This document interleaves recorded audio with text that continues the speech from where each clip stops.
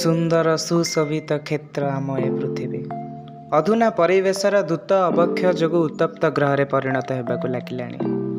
ଋତୁଚକ୍ରର ଆବର୍ତ୍ତନରେ ବର୍ତ୍ତମାନ କେବଳ ଗ୍ରୀଷ୍ମ ଋତୁର ଧରାବତରଣ ହେଲା ପରି ମନେ ହୁଏ।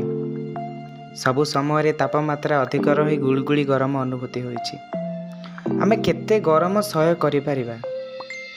ଏହି ପ୍ରଶ୍ନର ଉତ୍ତରଟି ଯଦି ଜାଣିବା ପାଇଁ ଚାହିଁବା ତ ସେଇ ଲୋକକୁ ପଚାରି ବୁଝିପାରିବା ଯିଏ ଦିନ ଦ୍ୱିପହରେ କାମ କରୁଥିବ ଖରାରେ। ଏହି ପ୍ରଶ୍ନର ଉତ୍ତର ପାଇବା ପାଇଁ 3 ଜଣ ବୈଜ୍ଞାନିକ ଏକ ପରୀକ୍ଷା ମଧ୍ୟ କରିଥିଲେ। ରୟାଲ ସୋସାଇଟି ଅଫ୍ ଲଣ୍ଡନର 3 ଜଣ ବୈଜ୍ଞାନିକ ଚାର୍ଲସ ବ୍ଲେଡେନ୍, ବୋଟନିଜର ଜୋସେଫ ଡେନିୟଲ ସେଲ୍ଡର ନିଜେ ନିଜ ପରୀକ୍ଷା କରିଥିଲେ ନିଜ ଉପରେ ହିଁ। ଗୋଟିଏ ଛୋଟ କୋଠରୀକୁ ଗରମ କରାଗଲା। ସେହି କୋଠରୀର ତାପମାତ୍ରା 100 ଡିଗ୍ରୀ ସେଲସିୟସ୍ ଠାରୁ ମଧ୍ୟ ଅଧିକ ଥିଲା। ତାପରେ ସେମାନେ ସେହି କୋଠରୀକୁ ପ୍ରବେଶ କଲେ। ମାତ୍ର 8 ମିନିଟ୍ ପର୍ଯ୍ୟନ୍ତ ହିଁ ସେମାନେ ସେହି ରୁଦ୍ଧ କୋଠରୀରେ ରହିପାରିଲେ। ବୈଜ୍ଞାନିକମାନଙ୍କ ଦୃଷ୍ଟିରେ ସେଠାରେ ଏତେ ତାପମାତ୍ରା ଥିଲା ଯେ ଗୋଟିଏ ଅଣ୍ଡା ରଖିଲେ ତାହା ଆମଲେଟରେ ପରିଣତ ହୋଇଯାଇଥାନ୍ତା। ଏତେ ତାପମାତ୍ରା ସତ୍ତ୍ୱେ ବୈଜ୍ଞାନିକ 3 ଜଣ ବଞ୍ଚିଗଲେ କିପରି? ଏହାର କାରଣ ସେମାନଙ୍କ ଶରୀର ନିର୍ଗତ ଝାଳ ବା ସ୍ୱେଦ।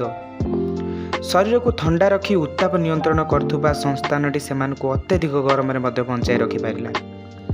ଉତ୍ତାପ ବଢ଼ିଲେ ଶରୀରରୁ ଅଧିକ ପରିମାଣ ସ୍ୱେଦ ବା ଝାଳ ବାହାରେ, ଫଳରେ ଶରୀର ମଧ୍ୟରେ ଜଳର ପରିମାଣ କମିଯାଏ, ଯାହାର ତତ୍କ୍ଷଣାତ୍ ଭରଣ ନ ହୋଇପାରିଲେ ବ୍ୟକ୍ତିଟି ମୃତ୍ୟୁ ମୁଖରେ ପଡ଼ିଥାଏ, ଯାହାକୁ ଆମେ ଅଂଶୁଘାତର ନାମ ଦେଇଥାଉ ବା ଅଂଶୁଘାତ କହିଥାଉ। ବୈଜ୍ଞାନିକ ମତ ଅନୁସାରେ 2% ଜଳ ଝାଳ ଆକାରରେ ଶରୀର ନିର୍ଗତ ହେଲା ପର୍ଯ୍ୟନ୍ତ ଶରୀରର କ୍ଷତି ହୋଇନଥାଏ, କିନ୍ତୁ ଯେତେବେଳେ ତାହା 5%ରେ ପହଞ୍ଚିଯାଏ ଶରୀରକୁ ଅତ୍ୟଧିକ କ୍ଷତି ପହଞ୍ଚିଥାଏ। ସାଧାରଣତଃ ଶରୀର 37 ଡିଗ୍ରୀ ସେଲସିୟସ୍ ତାପମାତ୍ରା ସହ୍ୟ କରିନିଏ। ଆଜିକାଲି ପୃଥିବୀରେ ଜଙ୍ଗଲ ଦ୍ରୁତ ଅବକ୍ଷୟ ଯୋଗୁଁ ତାପମାତ୍ରା 45 ଡିଗ୍ରୀ ସେଲସିୟସ୍ ଠାରୁ ଟପିଗଲାଣି। ଏହା 50 ଡିଗ୍ରୀ ପର୍ଯ୍ୟନ୍ତ ପହଞ୍ଚିଲାଣି କୌଣସି ସ୍ଥାନରେ।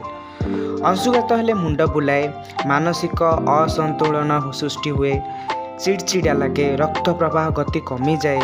ଏହାର ପ୍ରତିକାର ସ୍ୱରୂପ ଆମେ ଅଂଶୁଘାତକୁ ଏଡ଼ାଇବା ପାଇଁ ଯଥେଷ୍ଟ ଚେଷ୍ଟା କରିବା ଉଚିତ। ଗରମ ସହ୍ୟ କରିବାର କ୍ଷମତା ପ୍ରତ୍ୟେକ ବ୍ୟକ୍ତିଙ୍କର ଭିନ୍ନ ଭିନ୍ନ ହୋଇଥାଏ। ଏହାକୁ ପ୍ରଶିକ୍ଷକ ଦ୍ୱାରା ବୃଦ୍ଧିପ୍ରାପ୍ତ କରାଇ ପାରିବା, ଅଥଚ ସବୁବେଳେ ରୌଦ୍ର ତାପରୁ ନିଜକୁ ରକ୍ଷା କରିବା ପାଇଁ ସତର୍କତା ଅବଲମ୍ବନ କରିବା ଉଚିତ। ଗ୍ରୀଷ୍ମ ପ୍ରବାହ ହେଲେ ମୁଣ୍ଡରେ ଓଦା ଗାମୁଛା ସହିତ କିଛି ପାନୀୟ ସାଥିରେ ନେବାକୁ ପଡ଼ିଥାଏ। ତ ଏହା କଲେ ହିଁ ଆମେ ଗ୍ରୀଷ୍ମ ଉତ୍ତାପରୁ ରକ୍ଷା କରିପାରିବା।